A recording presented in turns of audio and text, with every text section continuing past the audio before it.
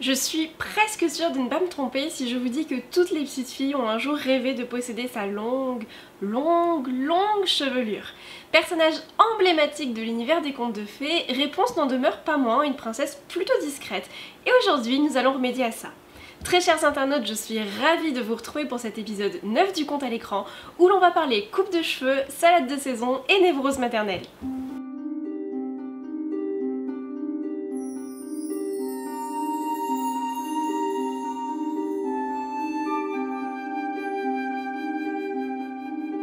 S'il existe quelques variantes méditerranéennes dotées d'une sorcière cannibale et d'une sombre histoire de fenouil, la version la plus forte, la plus célèbre, celle que l'on retient, n'est autre que celle des frères Grimm qui apparaît dès 1812 dans leur premier volume des contes de l'enfance et du foyer, sous le doux titre de Rapunzel, réponse en français. Rien à voir avec un élément d'information fourni après une question, une réponse c'est une fleur qui ressemble à ça, qui pousse principalement en Europe et en Asie de l'Ouest et qui peut se manger en salade.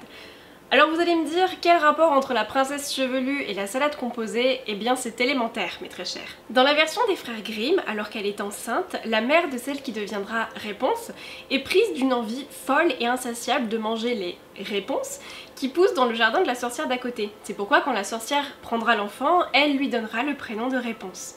Oui, parce que le père biologique, pour satisfaire les envies démentielles de sa femme, s'introduit dans le jardin de la sorcière, vole les réponses, se fait attraper et échange littéralement son enfant à naître contre des fleurs pour faire une salade. Du coup, la petite Réponse grandit avec la sorcière comme mère adoptive et finit par être séquestrée dans sa fameuse tour. Pour monter la voir, la sorcière grimpe sur sa chevelure et un jour un prince qui était de passage assiste à la scène et décide de tenter sa chance une fois que la sorcière est partie. S'engage alors une amourette entre les deux jeunes gens jusqu'au jour où Réponse lâche un lapsus pas très sympa en disant à la sorcière que tout de même le prince qui monte la voir est beaucoup moins lourd qu'elle. Là, patatras, la sorcière est vexée, en même temps on la comprend, elle coupe les cheveux de Réponse et elle l'exile dans un désert. On n'attaque pas sur le poids. Quand le prince réalise ce qui est arrivé, il a la brillante idée de se jeter du haut de la tour. Alors il ne meurt pas, mais il se crève les yeux sur les buissons d'épines qui poussaient au pied du bâtiment. C'est pas très fut-fut de sa part, mais ça a au moins le mérite de faire marrer la sorcière. Aveugle et désespéré, il va errer pendant des années avant de tomber par hasard sur Réponse et leurs deux enfants, car, surprise, Réponse était enceinte au moment de son exil. Il s'en est passé des choses dans cette tour. Voilà grosso modo à quoi ressemble le conte d'origine et cela ne vous aura pas échappé, son pendant cinématographique le plus célèbre, le Réponse de Disney, est quand même pas mal lissé et pas mal édulcoré. Bon alors déjà, la mère n'est pas une sale gourmande qui échange son enfant contre de la boustifaille, non, c'est une gentille reine malade qui a besoin de la fleur comme remède. L'enfant est volé, il n'est pas échangé lors d'une transaction. Ensuite, l'homme de l'histoire, Flynn Rider, se fait sobrement poignarder et ne va pas s'empaler les globes oculaires sur des rosiers, même si ça aurait pu être théâtral. Et enfin, notre ingénue princesse ne tombe pas enceinte et ne se fait pas exiler au désert comme une pouilleuse. Néanmoins, si Disney opère, comme toujours, un lissage du texte, on peut retrouver un fil thématique commun entre ces deux œuvres à travers la maternité et le lien avec la mère. Donner la vie est un acte problématique dans les deux cas. Dès les premières lignes du conte, on nous dit que la mère de Réponse a du mal à tomber enceinte. On est mis face à un dysfonctionnement par rapport à une maternité normale. Il y a un vrai mal-être dans la conception de l'enfant et dans le fait de devenir mère, qui se traduira plus tard par cette envie névrotique de manger des réponses au point d'en abandonner son bébé. Dans le film d'animation, c'est l'accouchement qui devient un problème puisque la reine en tombe gravement malade et a besoin de la fleur si elle veut survivre. Le conte va ensuite multiplier les images de mère à travers la sorcière qui devient un substitut maternel pour Réponse et Réponse elle-même qui va enfanter, là où Disney se contente de dédoubler l'imago maternel entre la méchante mère Gothel et la douce reine, mais ce sont toujours les rapports entre mère et fille qui demeurent au cœur des intrigues. Cette fleur, mangée dès le début de l'histoire, est un écho à Réponse, symboliquement avalée par la sorcière qui l'enferme. On l'oblige à rester dans la matrice maternelle et donc à ne pas grandir et c'est là tout le problème de Réponse. Dans le dessin animé, Gothel a besoin d'elle si elle veut demeurer jeune et fraîche, mais dans le conte, comme dans le film musical Into the Wood, la sorcière n'a pas de vraie raison assumée de garder Réponse enfermée, si ce n'est qu'elle ne devienne pas adulte et qu'elle ne s'éloigne pas d'elle. Dans sa tour, Réponse est condamnée à l'immobilisme et elle n'évolue pas. L'apparence très infantile de la princesse et la chanson d'ouverture du Disney appuient cet élément-là en montrant à quel point elle s'ennuie et combien ses journées sont répétitive et la bloque à un espèce de stade latent. Elle en vient même à se demander où est la vraie vie. Si l'on veut pousser un peu la métaphore entre Réponse la fleur et Réponse la princesse, de façon générale, les fleurs symbolisent un principe passif qui renvoie à la passivité de Réponse dans sa tour qui ne bouge pas et n'a pas d'emprise sur sa vie. C'est encore plus flagrant dans le conte où, contrairement à la princesse Disney, Réponse ne descend pas volontairement de la tour, c'est la sorcière qui la congédie. Si la tour de Babel s'est construite sur l'orgueil des hommes, celle de Réponse s'est faite sur l'orgueil d'une mère. Elle aurait pu l'enfermer dans une grotte, dans une cave, le fait qu'elle ait choisi une tour n'est pas dû au hasard. La tour représente un mythe ascensionnel qui traduit une énergie solaire communiquée à la Terre. La tanneur des alchimistes emprunte la forme d'une tour pour signifier que les transmutations recherchées vont toutes dans le sens d'une élévation, du plomb vers l'or, de la lourdeur terrestre vers la légèreté. Mais il ne faut pas oublier que la tour de notre conte n'est pas une tour à gravir, du moins pas pour l'héroïne qui cherche à en sortir. Et on revient là de façon imagée à cet accouchement difficile. Il est donc bien question d'émancipation dans ce conte-là. Outre la tour, l'élément caractéristique, emblématique de Réponse, c'est tout de même son hypertrophie capillaire. On ne peut pas y couper, elle est présente dans toutes les adaptations, même les plus éloignées du matériau d'origine, comme le film Les Frères Grimm. Alors il existe des milliers d'interprétations symboliques autour des cheveux, on ne va pas toutes les évoquer.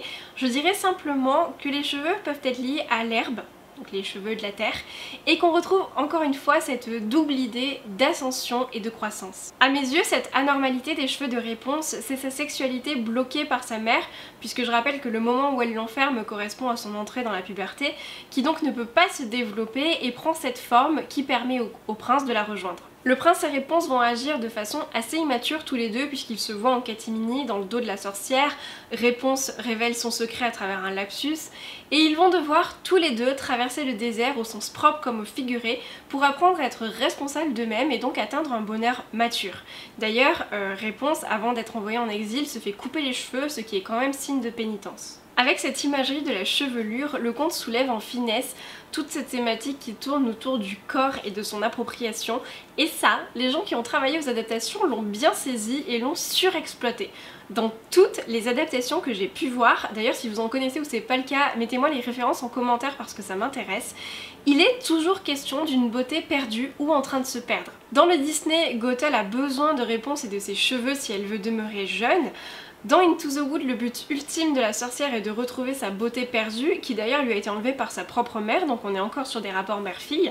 Et pour revenir sur le film Les Frères Grimm, la reine s'enferme elle-même dans la tour pour éviter que la peste ne ravage son visage. Je trouve que Disney aborde plutôt bien cette problématique presque oedipienne d'une mère jalouse qui ne veut pas laisser sa fillette pubère devenir indépendante.